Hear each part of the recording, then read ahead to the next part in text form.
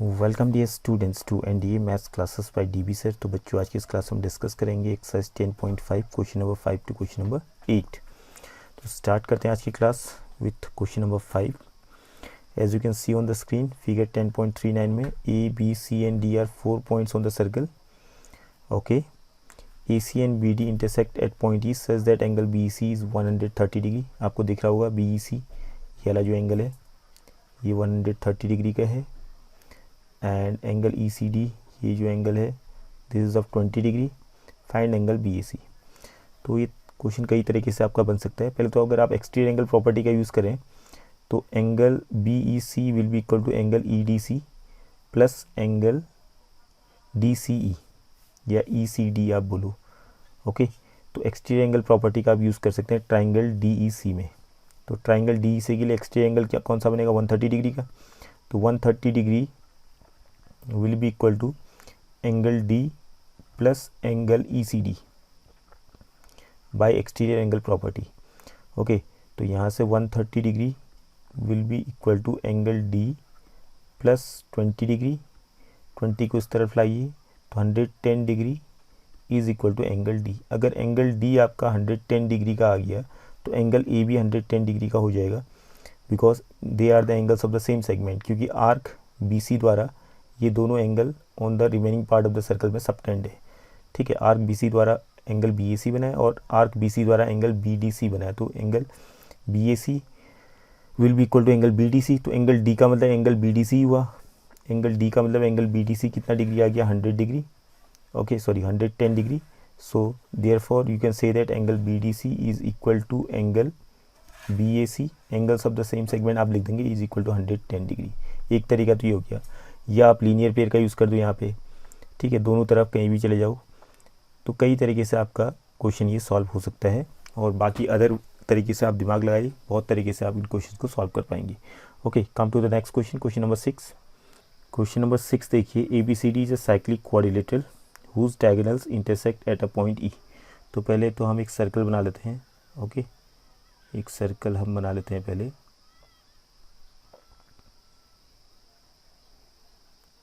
काम चलाओ सर्कल। इसमें ए बी सी डी आपका एक साइक्लिक क्वाड्रिलेटरल, तो ये हमने एक साइक्लिक क्वाड्रिलेटरल तैयार कर लेते हैं। Okay,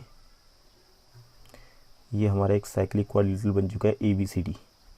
A B C D whose diagonals intersect at point E. तो इनके डायगोनल्स बना लेते हैं। एक तो ए सी हो गया डायगोनल, दूसरा डायगोनल बी डी हो गया। दोनों कहाँ पे इंटरसेक्ट कर रहे हैं ई पॉइंट पे।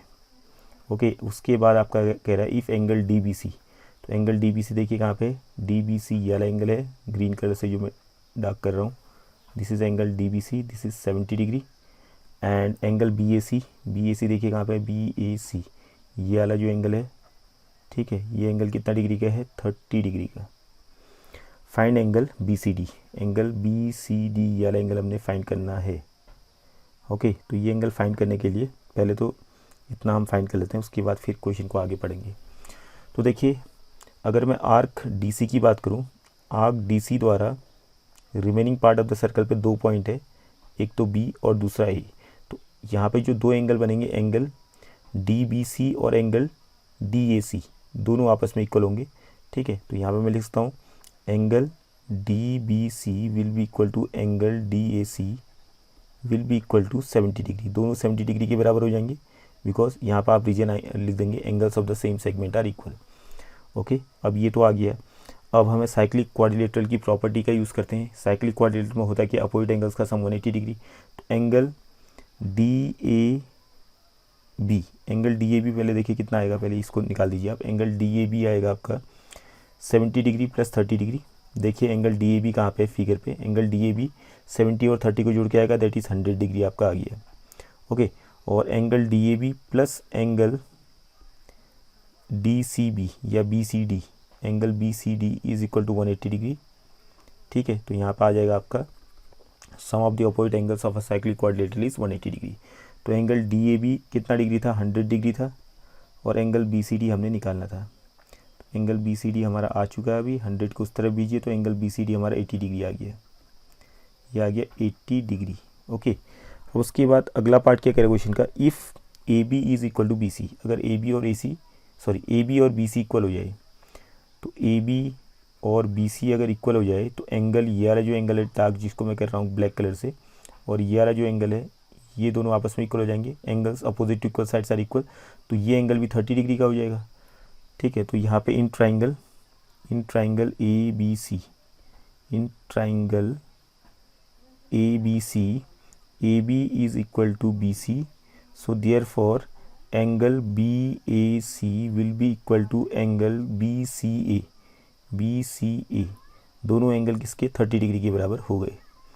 ओके, अब आपने क्या निकालना है, एंगल ई सी डी। तो एंगल ई सी डी देखिए कौन सा एंगल है, नीचे में छोटा सा एंगल है एंगल ई सी डी, ये वाला एंगल। ठीक है, इसको ही मैंने ब्लैक से डार्क कर दिया। तो ये एंगल ई सी डी हमने निकालना है। तो एंगल ई सी डी और इससे ऊपर वाला जो एंगल है एंगल बी सी ए, इन दोनों को जोड़ के किसके बराबर है, इन दोनों को जोड़ के कौन सा एंगल बन रहा है, एंगल बी सी डी। तो यहाँ पे वैल्यू पुट अप कर दो, फिर एंगल ई सी डी हमने निकालना है। तो एंगल ई सी डी को ऐसे रहने दो, एंगल बी सी ए हमने अभी ये भी निकाल था, कितना था 30 डिग्री। ओके, और एंगल बी सी डी भी हमने पहले निकाल रखा था, इट वाज 80 डिग्री। 30 को उस तरफ भेजो, तो एंगल ई सी डी आपका आ चुका है 80 degree minus 30 degree, that is equal to 50 degree.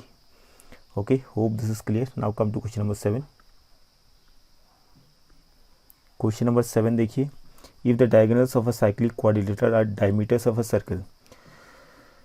Cyclic quadrilateral के जो डायमीटर्स हैं, सॉरी साइक्लिक क्वाड्रिलेटरल के जो डायगोनल्स हैं, अगर वो डायमीटर हो जाए सर्कल के, to the vertices of quadrilateral prove that it is a rectangle. तो हमने इसको रेक्टेंगल प्रूव करना है कि वो रेक्टेंगल बन जाएगा आपका। तो एक काम करते हैं, फिगर इसका बना लेते हैं हम लोग। पहले तो हमने एक सर्कल बनाया, okay, this is a circle, और इसके अंदर हमने एक क्वाड्रिलेटरल बना दिया। हालांकि हम इसको रेक्टेंगल ही बनाएंगे, प्रूव हमने रेक्टेंगल ही करना है तो रेक्टेंगल ही बनाएंगे फिलहाल। अभी तो ये क्वाड्रिलेटरल है, हम इसको प्रूव करेंगे कि रेक्टेंगल है। Okay, A B C D, A B C D एक साइक्लिक क्वाड्रिलेटरल हो गया, ये हमें गिवन था। और इसके डायगोनल्स जो हैं, इसके डायगोनल्स हैं diameters of the circle, means centre से होके निकलेंगे, जाहिर सी बात है ओ पॉइंट पे दोनों इंटरसेक्ट करेंगे। ओके, तो यहाँ पे कई तरीके से क्वेश्चन सॉल्व हो सकता है, लेकिन सबसे ईजीएस्ट अप्रोच इसको सॉल्व करने का होगा, angle of a semi circle is of 90 degree. तो इसको मैं प्रूव भी कर लेता हूँ फिलहाल। सपोज कीजिए आपका ये है, ये आपका एक डायमीटर है, सेंटर से होते हुए जा रहा है। ओके, तो यहाँ पे जो नीचे की तरफ एंगल बनेगा वो कितना डिग्री का बनेगा, 180 डिग्री का, जाहिर सी बात है। अब ये आर्क में यहाँ पे अगर मैं यहाँ ए बी मैंने डायमीटर लिया, तो ए बी डायमीटर, तो ए बी आपका एक नीचे वाला जो आर्क है इसको मैं जिगजैग कर लेता हूँ। ठीक है, इस आर्क द्वारा remaining part of the circle पे जो एंगल सबटेंड होगा, सपोज कीजिए यहाँ पे एक पॉइंट लिया पी, तो एंगल ए भी कितना डिग्री का बनेगा बताइए आप। तो ये एंगल बनेगा नीचे वाले एंगल का आधा, 180 डिग्री का आधा, क्योंकि angle subtended by the arc at the centre is double the angle subtended by the same arc on the remaining part of the circle. तो ये एंगल आपका 90 डिग्री का बन जाएगा। तो हमेशा ही प्रॉपर्टी होता है angle of a semi circle is of 90 degree. अगर मैं पी के अलावा और पॉइंट कहीं पे लूँ, ये आप क्यू ले लूँ, तो ये एंगल भी आपका कितना डिग्री का बनेगा, दिस विल ऑल्सो भी 90 डिग्री। अगर मैं यहाँ पॉइंट लूँ आर, तो ये वाला एंगल भी, अगर मैं ए आर बी की बात करूँ, तो ये भी आपका 90 डिग्री का हो जाएगा। ओके, तो ये प्रॉपर्टी होती है, आप इसको देख सकते हैं, सिंपल सा है, क्योंकि जो थ्योरम हमने डिस्कस किए थे उन्हीं थ्योरम से ये निकल के आई है प्रॉपर्टी। ओके, तो यहाँ पे सबसे ईजीएस्ट अप्रोच इसको सॉल्व करने का यही रहेगा। तो सीधे हम चलते हैं यहाँ पे। देखिए, ध्यान देंगे आप लोग, अगर ए सी डायमीटर है तो एंगल बी 90 डिग्री का हो जाएगा। इसमें आप लिखेंगे angle of a semi circle is 90 degree. अगर ए सी डायमीटर है तो एंगल डी भी 90 डिग्री का हो जाएगा, angle of a semi circle is 90 degree. अगर बी डी डायमीटर है, तो बी डी अगर डायमीटर है तो angle of a semi circle is 90 degree की प्रॉपर्टी से एंगल ए भी 90 डिग्री बन जाएगा। अगर बी डी डायमीटर है तो एंगल सी भी आपका 90 डिग्री में angle of the same circle, that means चारों की चारों एंगल आपकी 90 डिग्री के आएंगे, तो इट इज़ अ रेक्टेंगल। सबसे ईजीएस्ट अप्रोच हो गया। अगर आप ऐसे सॉल्व नहीं करना चाहते हैं तो आप सीधे दूसरे तरीके से भी सॉल्व कर सकते हैं। दूसरा तरीका इन से बहुत सारे तरीके हो सकते हैं ज्योमेट्री में, दे आर डिफरेंट वेज। देखो, डायमीटर इक्वल है तो इनके आधे आधे भी इक्वल होंगे, और वैसे भी ये सेंटर से होकर निकलेंगे। ठीक है, क्योंकि सर्कल के डायमीटर्स हैं तो ये रेडियस ओ ए आपका आर के बराबर होगा, ओ बी आर के बराबर होगा। तो ओ ए इक्वल टू ओ बी, ये जाहिर सी बात, अगर ये एक्स है तो ये भी एक्स हो जाएगा। ठीक है, अगर ये एक्स है तो ये वाला नीचे वाला एंगल भी एक्स हो जाएगा, angles of the same segment are equal. अगर ऊपर एक्स है तो ये नीचे वाला ये भी एक्स हो जाएगा, angles of the same segment are equal. और यहाँ पर अगर मैं वाई मानूँ तो ये भी आपका y हो जाएगा। Angles opposite to equal sides are equal because OB and OC are equal radii of the same circle. और अगर ये y है तो यहाँ भी ये वाला एंगल भी y हो जाएगा because angles of the same segment are equal. अगर ये y है तो ये भी y हो जाएगा, angles of the same segment are equal. Okay, अब इसमें आप प्रॉपर्टी का यूज़ कर दो।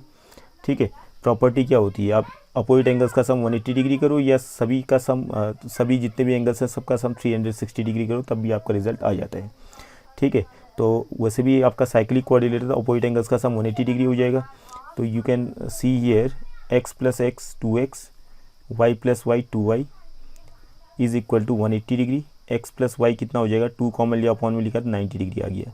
तो x + y 90 डिग्री आ गया, दैट मीन्स एंगल A आपका 90 हो गया, एंगल B भी x + y है वो भी 90 हो गया, एंगल C भी x + y है वो भी 90 हो गया, एंगल D भी x + y है वो भी 90 हो गया। Okay, hope this is clear. तो इस तरीके से आप सॉल्व कर सकते हैं चीज़ें। तो ये ज़्यादा थोड़ा लंबा अप्रोच होगा ये सॉल्व करने का।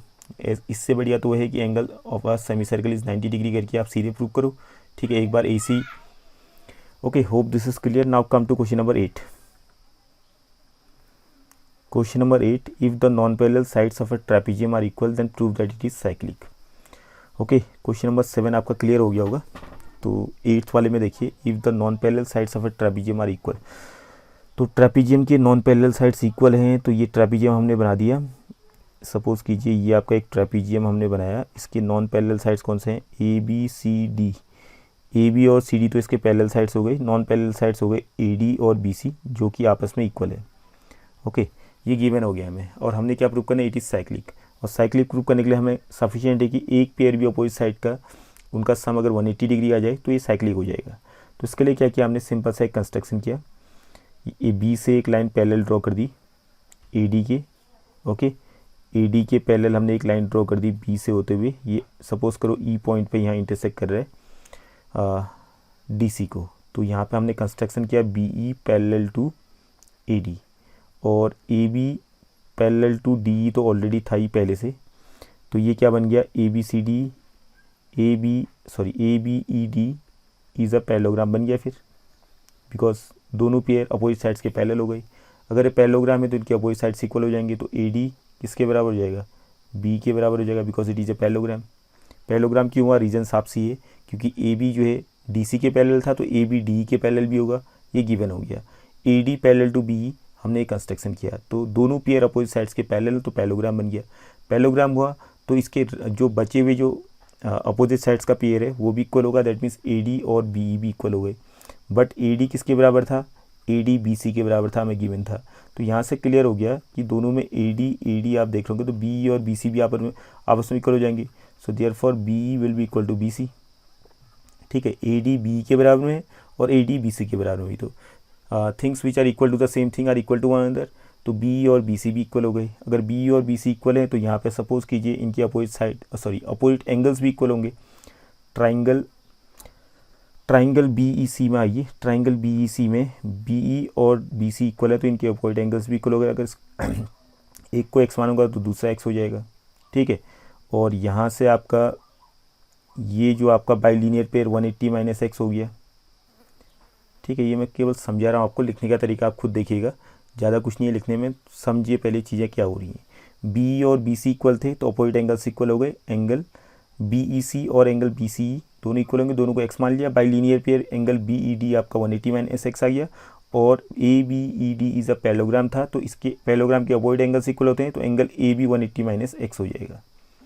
ठीक है, एंगल A और angle E means angle A और एंगल BED भी आपस में इक्वल होंगे, because opposite angles of a parallelogram are equal. अब देखिए यहाँ पर अगर आप ध्यान दें, angle A means trapezium ABCD की मैं बात करूँ तो ट्रेपेजियम ABCD में जो अपोजिट एंगल्स का एक पेयर है एंगल A, और दूसरा एंगल इसका अपोजिट में है angle C। Angle A plus angle C कितना आ रहा है चेक करते हैं। अगर ये 180 डिग्री के बराबर आ गए तो साइक्लिक हो गया। तो एंगल A कितना आया था हमारा, 180 - x आया था, और एंगल C कितना है, ये आपका x के बराबर में था। ठीक है, x से x कैंसिल हो गया तो ये आ गया आपका 180 degree. That means angle A और एंगल C का सम 180 डिग्री आ रहा है। तो हम कह सकते हैं in trapezium ABCD one pair of the sum of one pair of opposite sides कह रहा हूँ, the sum of one pair of opposite angles is 180 degree, so it is a cyclic quadrilateral. Okay, hope this is clear. तो simple सा है, ज़्यादा कुछ नहीं करना था इसमें, केवल कंस्ट्रक्शन से चीज़ें आपकी क्लियर हो गई हैं। तो आज की क्लास में इतना ही। Next class will discuss rest of the questions of the exercise 10.5। Thank you for today's class.